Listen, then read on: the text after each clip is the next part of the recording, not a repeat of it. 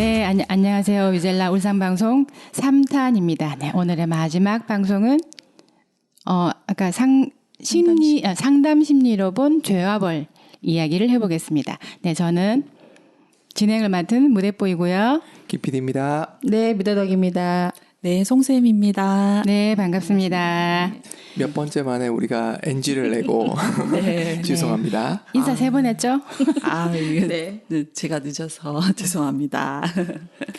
네, 아까 작가의 시선과 등장인물의 시선을 이제 포커스를 해가지고 말씀해 주신다고 하셨는데 네. 일단 한번 시작해 주시죠. 네. 네.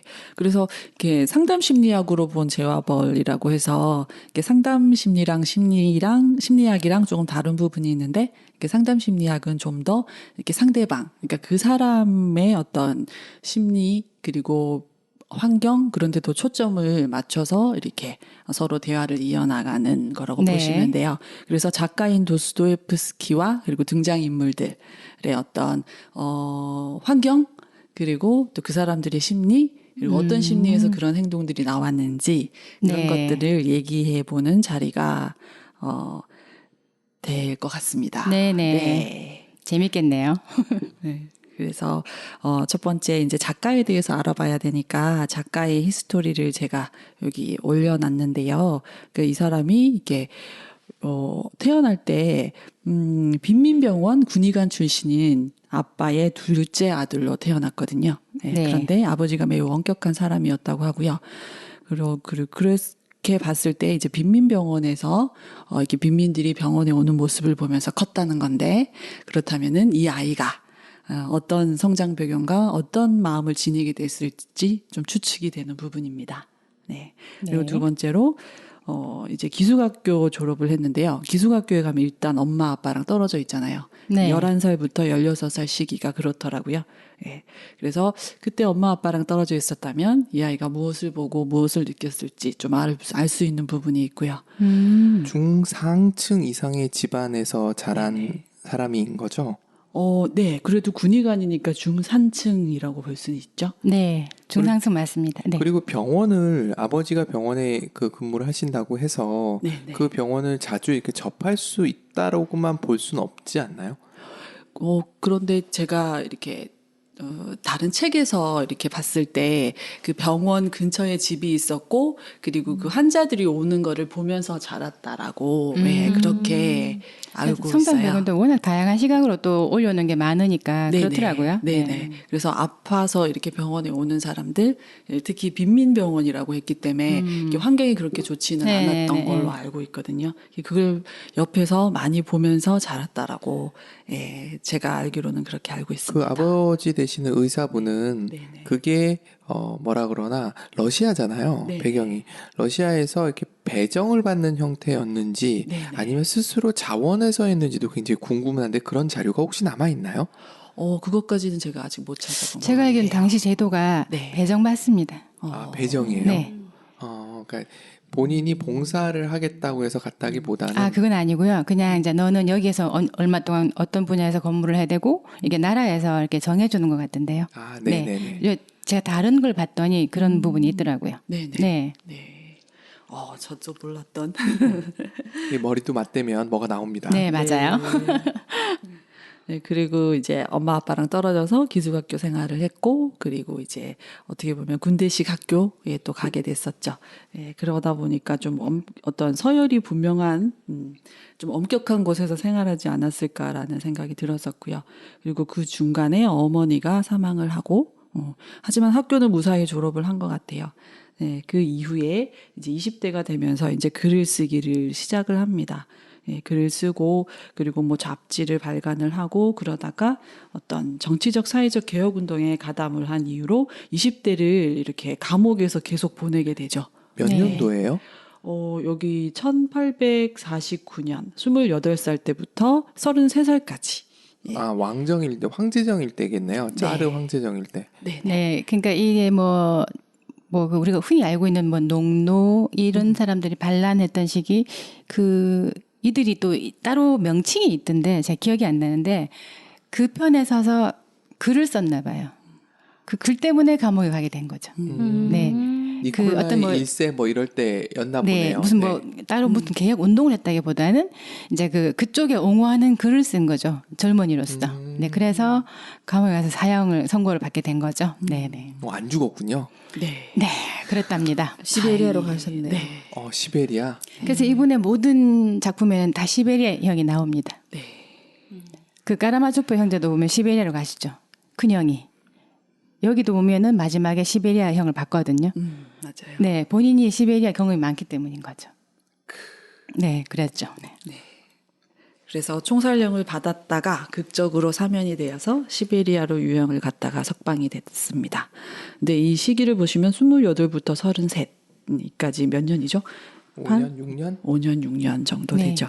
이때 감옥에만 이분이 있었던 거죠. 모든 책에 6년형을 받습니다, 또.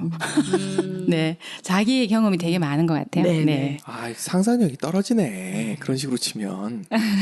본인이 겪었던 그 6년이 되게 힘들었던가 봐요. 그거는 맞는 것 네. 같아요. 그 쉬웠을 리 절대 없죠. 근데 아마 저 때는 대부분 다 이렇게 그런 정치범이잖아요. 네. 다 시베리아로 가나 봐요. 근데 생각해보면 최근에 넷플릭스 드라마 유명한 거 아세요? DP라고? 아니, 모르겠어요. 모르겠어요. 제목. 많은 남자들을 트라우마에 빠뜨린 그거 보고 자면 이불킥 한다는 소문도 있어요. 뭐죠? 그게 제가 듣기로는 탈영병 쫓아다니는 헌병 이야기래요. 아. 그러니까 남자들이 그 군대에 대한 악몽을 떠올리게 만드는 부분이 있다고. 근데 그거는 잘못한 일도 없는데 그냥 가는 거잖아요. 더 힘들지 않을까요? 내가 잘못한 게 뭔가 있을지도 몰라와 난 죄도 없는데 간. 죄송합니다. 아니 억울할 것 같아요. 그게 제왕벌에서도 나오는 게 그쵸. 뭐 비범한 사람과 그걸 나누는 기준, 평범한 네. 사람을 나누는 기준이 있는데 말이 이제 비범한 사람, 평범한 사람이지. 자기 입장에서는 감옥에 안 오는 사람은 안 올 거고 자신은 어떻게 보면은 운이 없어서 가지 않았나 이런 생각도 들게 할 수 있을 것 같아요. 비범하다는 것은 거기서는 네네. 감옥에 안 오는 사람이 비범하다는 의미로 쓴 건가요? 아니면 아니요. 오는 사람을 비범하다고 쓴 건가요? 거기서는 정확한 의미는 모르겠는데 제가 이렇게 비교를 해봤을 때는 거기서 비범한 사람은 오지 않고도 잘 사는 사람을 얘기하지 않았을까? 고통을 받아도 되지 않는 사람. 제가 비범이라는 것에 대해서 이 도스토옙스키의 생각을 한번 적어 놓은 게 있어요. 또 어디 있는지 모르겠는데. 잠시만요. 이 이야기가 책에 나오나요? 네. 네, 나와요. 그러니까 본인이 나폴레옹일 수도 있다라고 본인이 내가 나폴레옹이 되기 위해서 수많은 사람의 희생을 딛고 일어섰는데 그것은 나라를 위한 일이지 작은 일은 아니었다. 근데 중요한 건 도스토옙스키 본인은 이것도 살인이니까 죄구나라고 느끼고 있는 거죠. 저는 이 되게 오묘한 심리가 되게 궁금한 거예요. 이게 오묘해요, 심리가. 아니 지금 상황을 이해 완전히 못했어요. 내가 나폴레옹이라고 가정했을 때 평범한 사람과 비범한 사람을 어떻게 나뉜다라고 생각하세요? 라고 했어요. 그랬더니 평범한 사람은 순종하며 살아야 하고 비범한 사람들은 범죄를 저지를 수 있는 권리와 법률을 위반할 권리를 지니는데 이는 그들이 비범하기 때문이요 라고 얘기했어요. 자신이 비범한 행동을 순종하는 못하지만 이것을 거스른 나는 할 수 있다라고 판단하고 생각하는 거죠. 그래서 니네들이 못하는 그 찌질한 사람을 죽이기 위한 행동을 나는 직접 실천에 옮겼어. 이런 심리를 저는 되게 궁금한 거죠. 왜 그런 생각을 하며 살았을까? 근데 이게 분명히 작가의 생각이거든요. 그렇죠. 여기서 나온 주인공은 100% 제가 생각하기에는 작가 본인인 것 같아요. 외모라든가 가난에 찌들었다든가 알코올 중독이라든가 여러 가지 보면. 네. 사회의 득을 위해서 본인이 뭔가를 짊어지고 가는 그런 느낌? 그런 줄 알았는데 또 본인이 아니라고 또 계속 중간에 단어가 나와요. 나는 죄를 지었어. 난 살인자야. 또 계속 단어가 나와요. 그러니까 본인이 맞죠. 제가 전당포 노인을 네. 노파를 살해한 거 맞죠. 네. 제가 기억이 네. 그거에 대해서 자기가 예를 들어서 슈퍼맨이나 이런 사람들이 법적으로 해결이 안 되는 거를 대신 해결해 주는 그런 게 있잖아요. 그게 미국에서 많이 쓰는 영웅 그런 거였는데 그렇기 때문에 자기는 비범한 사람이야 라고 얘기를 하는 건가요? 스스로를? 주인공 스스로가? 여기서 궁금했어요.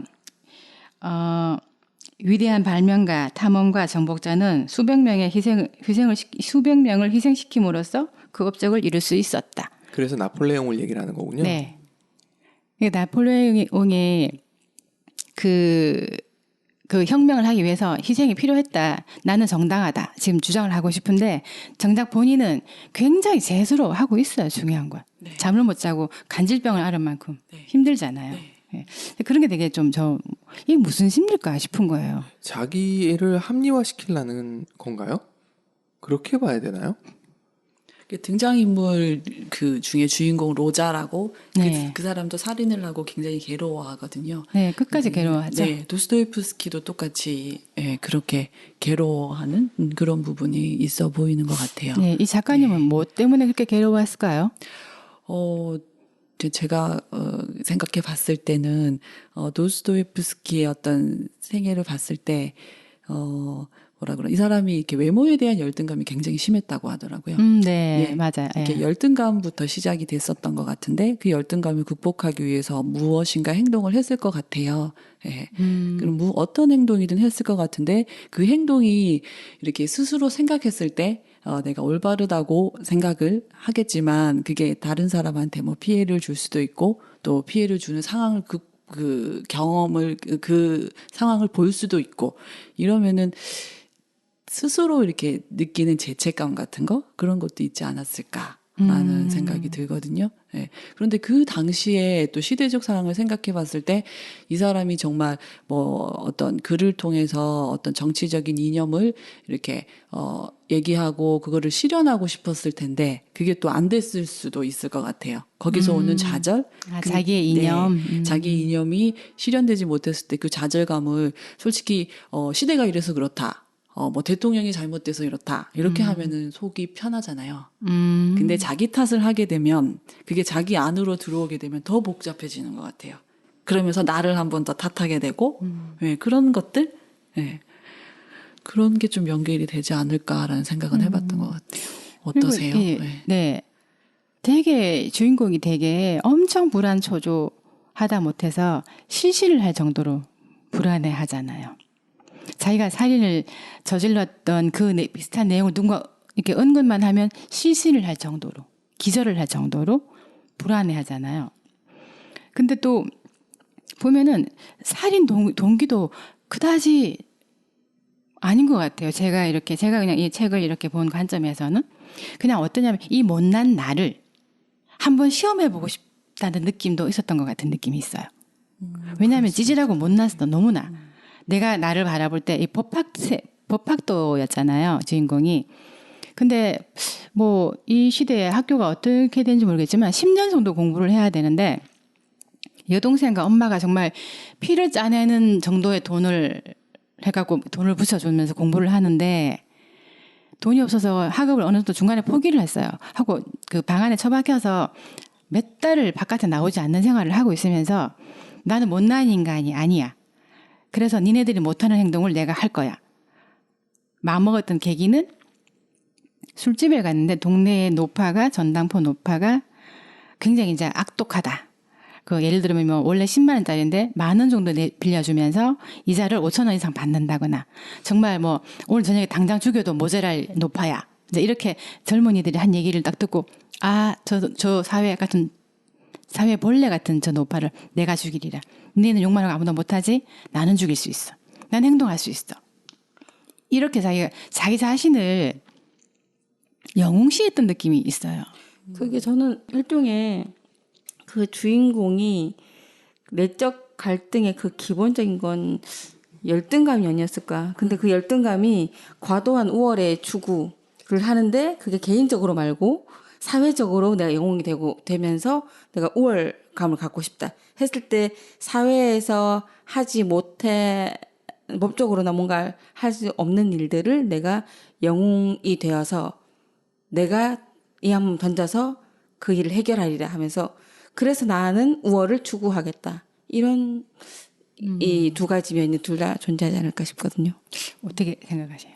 네, 저는 여기 이게 애들러 심리학에 나오는 게 이 개념이잖아요. 이게 열등감이 있는 사람이 뭔가 공동체에 헌신하고 기여하고 거기에 도움을 줌으로써 그 열등감을 우월감으로 이렇게 우월감 추구를 위해서 그렇게 행동한다라고 얘기를 하거든요. 그럼 저는 열등감이 네. 없나 봐요. 공동체에 전혀 헌신하고 싶은 마음이 없어요. 없죠. 열등감 절대 없죠. 없죠. 공동체에 헌신하고 싶은 마음이 그래도 헌신해야죠. 물론 하긴 해야 되는데 정말 없네요. 노력해 보는 걸로 하시죠. 같이 한번. 네, 오늘 그렇게 결정 짓는 걸로요. 네. 그러면 네. 작가는 어때요? 이 발음 도스토옙스키. 네. 풀네임 한번 불러주시죠. 저도 잘 알아요. 도스토예프스키. 네, 스키만 풀네임이 되네. 네, 표드르 미하일로비치 네. 도스토옙스키. 네, 표도르는 표도르. 그 K1 표도르. 그 네, 챔피언이잖아요. 네, 그 집안의 표시 집안이에요. 아, 그 네. 표시 집안. 예, 이 집안이. 네. 한 20자 되겠네요. 그죠? 네, 그 정도 돼요. 힘들었을 것 같아. 이름 부르기도. 하여튼 네. 그분은 그 시베리아 유배형을 갔다 와서 네. 조용히 살면서 책을 계속 쓰셨던 이런 소설을 쓰셨던 분이신가요? 네, 네. 그 외에 특별한 활동은 없었고 잡지를 창간하고 거기에다가 이렇게 소설을 쓰고 어떤 형태의 소설? 지금 제와벌 같은 형태의 소설인가요? 네네. 대부분, 여러 가지가 있는데 약간 가난한 사람들, 뭐, 백치, 이런 것들이 다 어떤 그 당시에 어떤. 가난한 사람들이 또 대두됐었죠. 네네. 네. 농노들의 생활? 그러니까 계급층이 아닌, 이렇게 농민들. 아버지가 농노들에게 노동자? 살해당했죠. 그 부분까지. 아, 그래요? 네. 그러니까 그 15세, 16세 엄마가 돌아가시고 불과 얼마 되지 않아 아버지가 아마 농노들에 살해당했던 것 같아요. 그래서 이게 이 죄와 죽음에 대해서 되게 벌에 대해서 굉장히 많은 심취해 있었던 것 같아요. 이분이. 네. 그랬었어요. 네. 그러면은 작가는 이 로자에 대한 시선이나 아니면은 이런 빈민층에 대한 시선이 따뜻한 시선이었나요? 아니면은 좀 그냥 중립 아니면 좀 뭐라 그러나 혐오? 어떻게 표현을 해야 되나? 어떤 느낌이었을지 굉장히 궁금해요. 제가 책에 이게. 제가 알기로는 이 책에서 묘사하기는 네. 따뜻함이 아니고 이 생각 없는 것들. 약간 아버지. 사상적인 거죠. 그러니까 본인이 되게 비범하다고 지금 생각한다고 너희를 위해 했잖아요. 대신 내가 해주리라. 그러니까 니네들이 모질한 그러니까 것들 이런 아까 제가 거지. 말씀드렸죠. 니네는 순종하고 살지 난 순종하지 않을 거야. 거스를 거야. 니네들이 하지 못하는 그 행동을 내가 앞장서서 할게. 그렇지만 굉장히 간질이 올 만큼 살인해놓고 이 불편함을 느끼죠. 아, 그 로자의 입장이고 네. 작가는 그러니까 저는 작가도 약간 비슷하다고 좀 생각해요. 그게 양면성이 두 개가 다 있는 것 같아요. 제가, 외우지를 못해서 책을 가지고 왔는데, 농노에 대해서 이 사람이 표현을 한 게, 시베리아 그 유배 생활, 거기에 가서 이렇게 뭐, 범법자들, 그리고 거기서 이렇게 농민이었다가 이렇게 감옥에 들어온 사람들도 있잖아요. 근데 그런 사람들을 보면서 그전에는 아버지가 만약에 농민들한테 죽임을 당했다면 농민들에 대해서 부정적인 감정이 있을 것 같아요. 근데 감옥에 가서 그 시선이 바뀐 게 표현이 된 문장이 있거든요. 거기서는 그러니까 네. 아버지는 농노들한테 살해당했지만 자기는 농노들의 입장을 절대로 무시할 수 없는 상황에 살고 있는 거죠. 그쵸. 그러니까 너무 그러니까 지배층에서 너무 많은 뭐라고 하면 바른다고 그래야 되나요? 다 갉아 먹는다고 해야 되나요? 그런 사람들이 이제 그 위에 있는 사람들 죽이지 못하지만 동네에 있는 노파는 내가 죽일 수 있다는 거죠. 이 동네 노파가 약간 찌질한 분위기인데요 지금. 저는 좀 그렇게 좀 찌질한데요? 저는 좀 그렇게 느껴졌어요. 그러니까 많이 좀 찌질해. 네. 찌질해요. 근데 작가도 찌질한 거예요? 나의 어떤 면이 분명히 투영됐을 거란 말이죠. 근데 맞아요. 상당 부분 많이 투영됐을 거면 작가도 좀 찌질한 분위기인데요. 제 기억에 정확하지 않지만 이 제와벌을 저서를 끝내고 이 저작권을 마누라한테 넘기고 새 애인과 도망을 간 좀 찌질하시죠 이분이. 왜요? 저작권 넘기고 갔네. 찌질한 거 조금 용서해주죠. 대문호인데 약간 찌질한 분위기. 다시 돌아오셨어요. 또 그리고 중요한 건 네? 뭐하러 그걸 또 받아줘요? 받아주시- 거기 또 주셨대요? 버림받고 돌아오셨어요. 찌질하시네. 또 받아주셨어요, 아이, 두 분이. 찌질하네. 여기에 나온 소냐가 제가 느끼기에는 네. 자기 와이프 같은 사람이에요. 네. 네. 그러면 받아주는. 네. 그러면 그 시베리아에 갔다 오면서 사람이 찌질해진 걸까요? 원래 찌질했을까요? 나 이것도 궁금해진다. 사람은 변하지 않지 않나요? 근본이 있지 않나요? 근데 저기 송 박사님 왜 네네. 찌질할까요 사람은? 저 그게 되게 궁금해요. 그렇죠? 네. 왜 찌질할까요? 그러면 언제 찌질해지세요? 저요? 네, 언제 내 자신이 좀 찌질해지는 것 저는 같으세요? 불이익이 올 때 상당히 찌질해져요. 네, 저한테 불이익이 올 때 불이익이 찌질해져요. 올 때. 네. 그러니까 불이익이 오는 상황이 많으면 찌질해지겠죠. 네. 이 사람도 그걸 하나 추측해 볼 수 있겠죠. 얘가 뭔가 불이익을 많이 받았나 보다. 네. 저는 그때 언제- 가장 네. 소극적이돼요. 가족이 피해를 볼 수 있다. 그러니까 나는 뭐 그러다 치는데 그렇게 됐을 때 비굴해질 수도 있는. 충분히. 그렇죠. 나를 위함이 아니고 그러니까. 가족을 위함이니까. 그러니까 그런 생각 많이 하거든요. 예를 들어서 그 경찰이나 이런 사람들 보면은 정말 의롭게 하는 사람들 보면 저 쉽지 않을 텐데.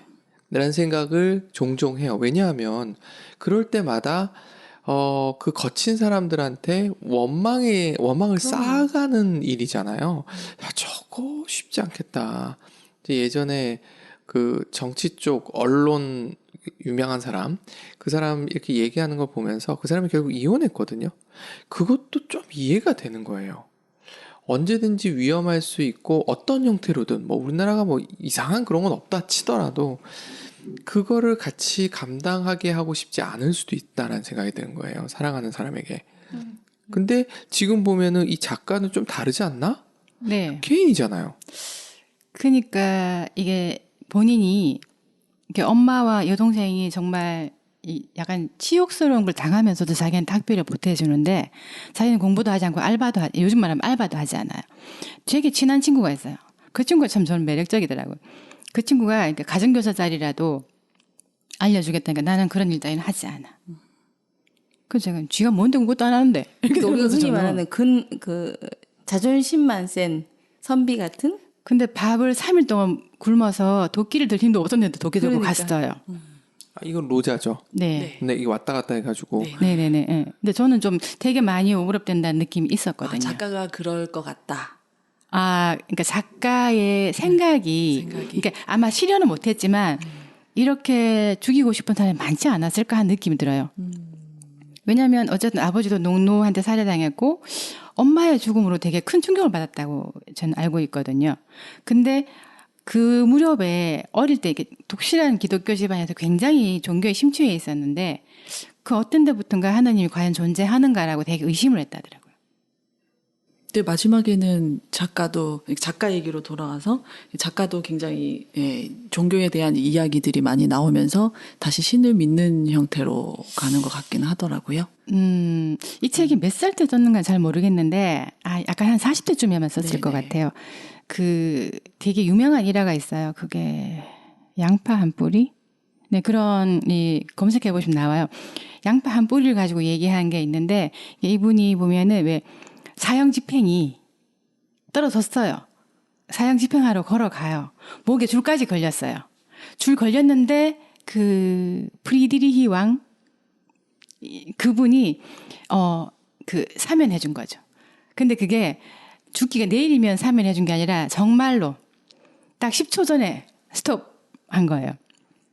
본인은 그의 죽음에까지 갔었다라고 생각하는 거죠. 그래서 이제 삶과 죽음, 죄와불 해서 그때부터 많은 생각을 하게 됐다고 해요. 그것은 모든 게 다 이제 글로 나타나는데 가난으로 인해서 가난한 사람을 갉아먹는 좀 같은 사람을 굉장히 싫어했다라고 저는 알고 있거든요. 뭐 그래서 이런 책이 나오지 않았나 싶기도 하고. 네.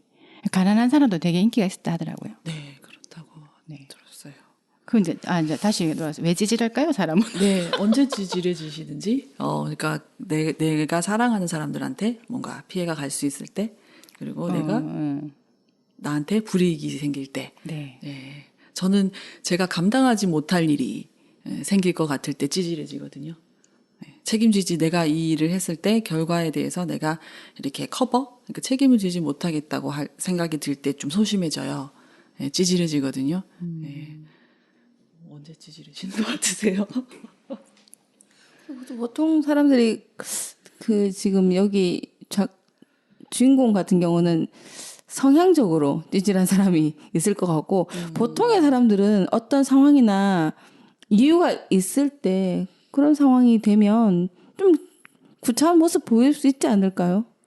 특히 나의 이익, 뭐 내 가족의 이익, 내가 생각하는 중요한 일에 대한 이익과 관련돼 있을 때 일시적인 그런 건 있을 수 있다 생각하는데 이 소설에 나오는 이 작가 아니 주인공. 그 작가와 그 투영된 주인공 투영됐다고 지금 뭘 몰고 있네 지금.